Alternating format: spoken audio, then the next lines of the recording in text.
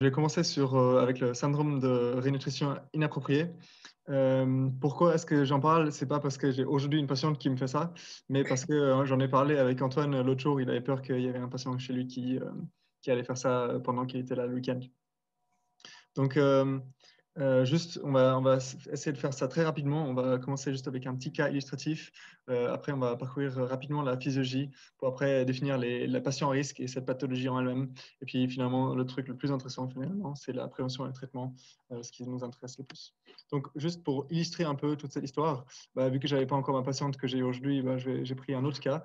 C'est un homme de 72 ans, en fait, qui vient en chirurgie orthopédique pour une fracture fémorale de la diaphyse. Autrement, c'est un patient qui est connu pour un OH avec des troubles cognitifs et une malnutrition associée. Donc, au vu de ça, en fait, le premier jour post-op, on lui donne déjà des suppléments nutritifs oraux. Et puis, le deuxième jour post-op, en fait, il fait d'abord une ophtalmoplégie, puis une insuffisance respiratoire. Dans ce contexte-là, il est mis aux soins continus, puis il fait une hypotension avec une salve de tachycardie ventriculaire qui se résout après un choc. Donc, finalement, la question, c'est qu'est-ce qu'il fait ici dans ce contexte-là? Et puis, on remarque que dans le labo, on a une hypomagnésémie, une hypophosphatémie, une hypocalémie. Et puis ça, finalement, c'est le thème du jour, c'est un syndrome de rénutrition inappropriée. Donc, pour comprendre un petit peu comment est-ce qu'on en arrive à là, eh bien, faut commencer d'abord par la partie qui vient avant ça, donc la dénutrition. Et ça, c'est simple, on ne donne pas assez à manger ou il n'y a pas assez d'apport par rapport à ce qui est consommé par le corps. Donc, en gros, il n'y a pas de glucose, donc il n'y a pas d'insuline non plus. Puis le corps se nourrit d'autres choses, donc de cétone, d'acide carlique. Et puis, pendant ce temps, il déplète tout gentiment ses réserves en phosphate, mais aussi en potassium et magnésium, et notamment aussi en thiamine. Et donc, voilà, ça, c'est des réserves qui sont lentement déplétées, mais vu qu'il y a une activité un peu réduite, ça ne pose pas de problème en aigu pendant cette phase de dénutrition. Puis vient finalement la rénutrition. Et ça, c'est simplement en fait un apport en glucose, et donc ça peut être des pâtes, des frites, mais aussi un coca, ou alors un G5 qu'on branche à notre patient. Et puis cet apport de glucose, on apporte du glucose, ça active, enfin ça fait sécréter de l'insuline. Et puis l'insuline, elle fait rentrer le glucose. Et puis on est content, on donne de l'énergie à notre cellule. Sauf que l'insuline, en fait, ça active aussi la NAK plus ATPase. Et puis donc, ça fait aussi rentrer le potassium du milieu extracellulaire vers le milieu intracellulaire. Et puis, vu qu'on était déjà parti avec des réserves basses de potassium, on se retrouve devant une hypocalémie. Et pourquoi est-ce que ça nous intéresse? Ça peut faire des arythmies. La seconde chose, ce qui se passe aussi, c'est que lors de la glycolyse, en fait, on a une consommation de phosphate qui est accrue. Et donc, cette phosphate qui était déjà, en fait, diminué avant, il va diminuer encore plus et on se retrouve devant une hypophosphatémie. Et puis pourquoi est-ce que ça c'est important? Parce qu'on a des faiblesses musculaires associées et notamment une faiblesse diaphragmatique qui peut survenir.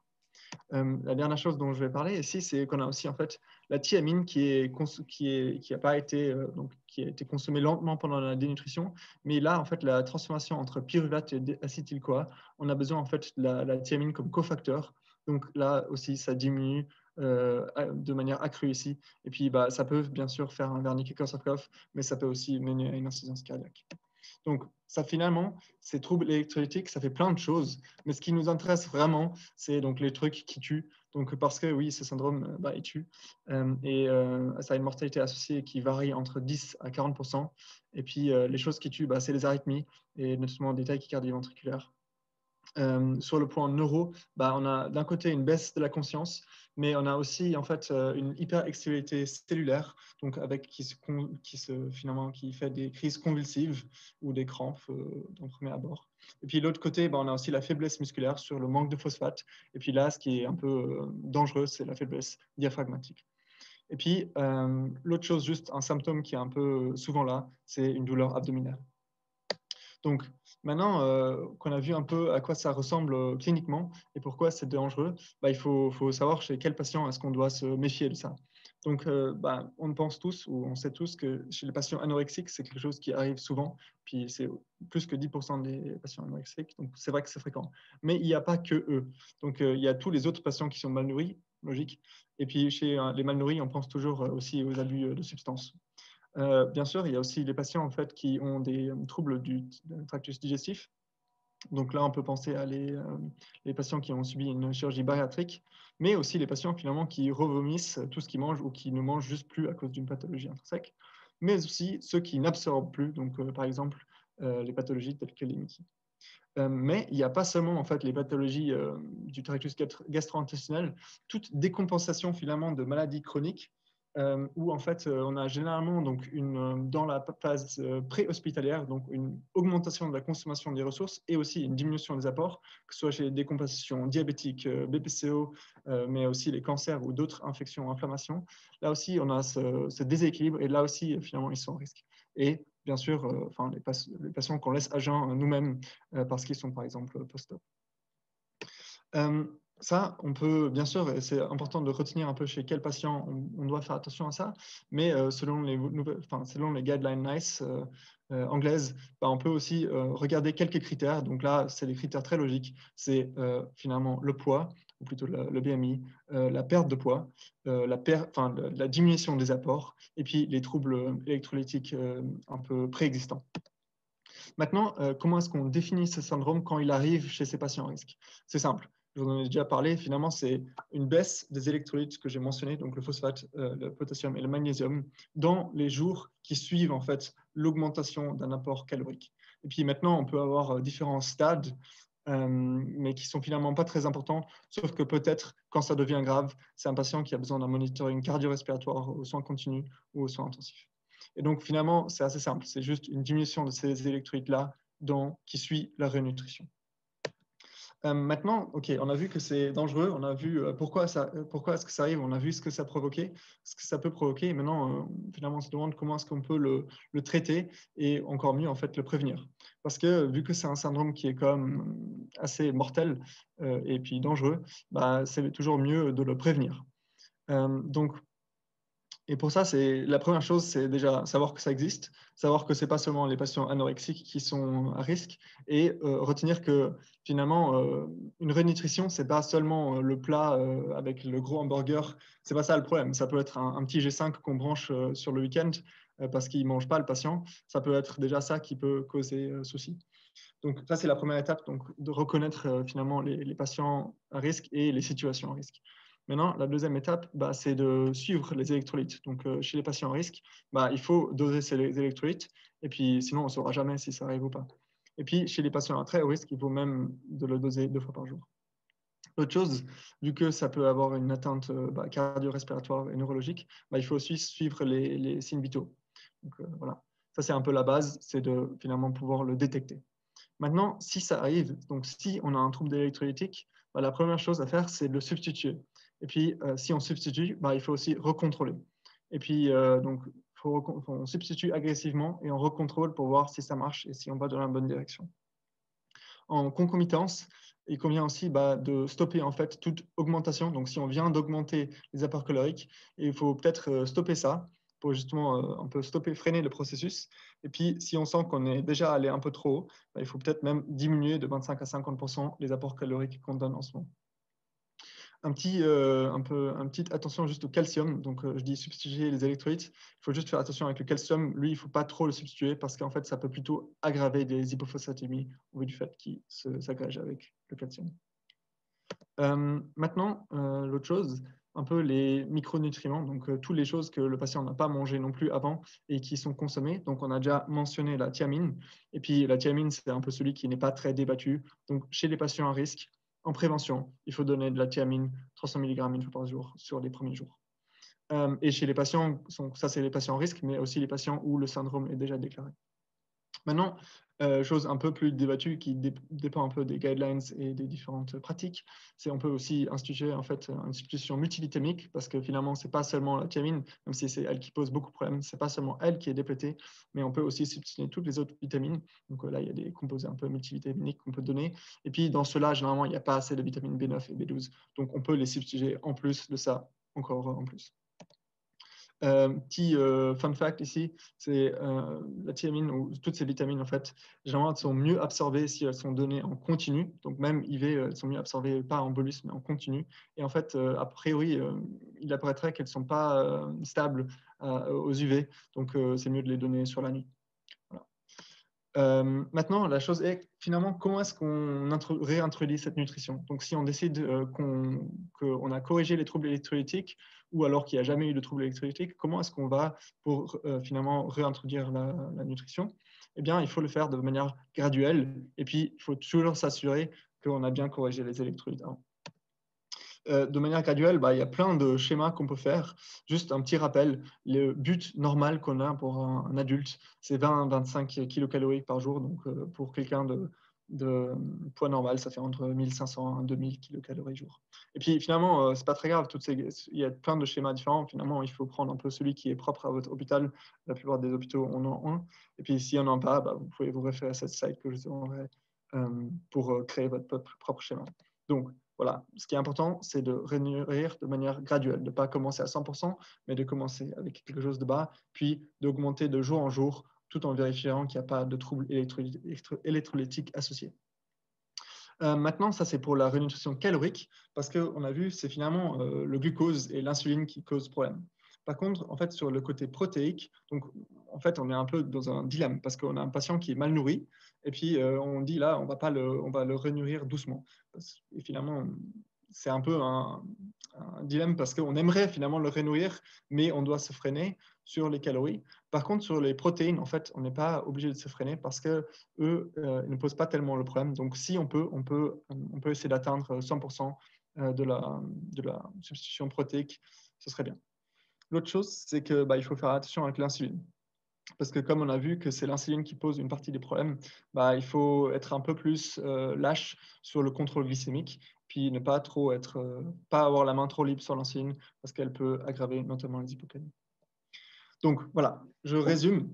On a vu que c'est un syndrome qui est important, qui est dangereux, et puis qu'il faut bien identifier les situations dans lesquelles ça peut arriver.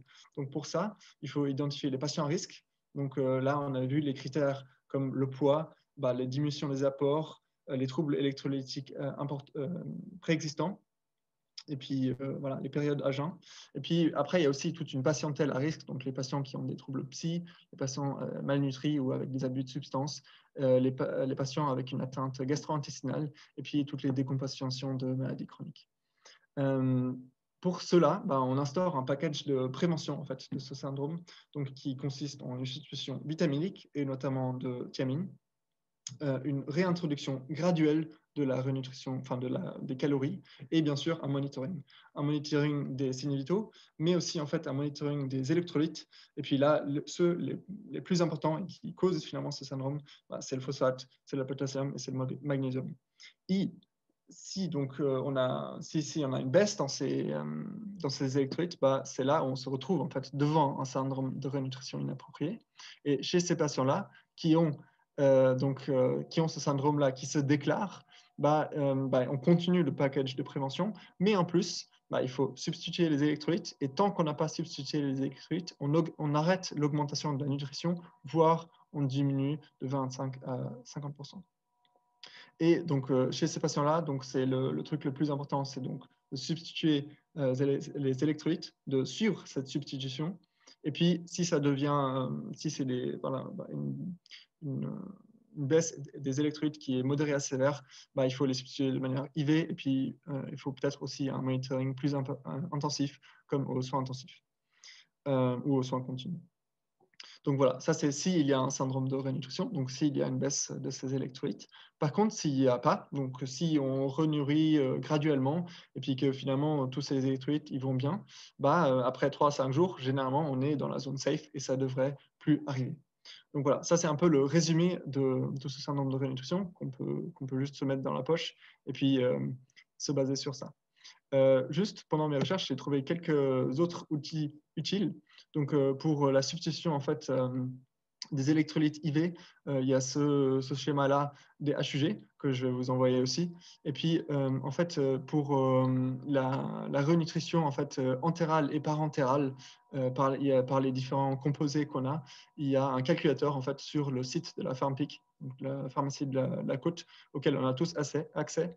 Et puis, c'est un simple calculateur qui nous permet de bien avoir les cibles caloriques et protéiques des patients. Et puis, on peut aussi calculer avec quelle solution de nutrition ou quel mix de solutions on peut y arriver à ces buts caloriques qu'on s'est définis. Donc voilà, ça boucle un petit peu notre point sur le syndrome de rénutrition. Maintenant, je vais juste faire un petit bonus. Donc, si quelqu'un a lâché, là, c'est plus très, très grave.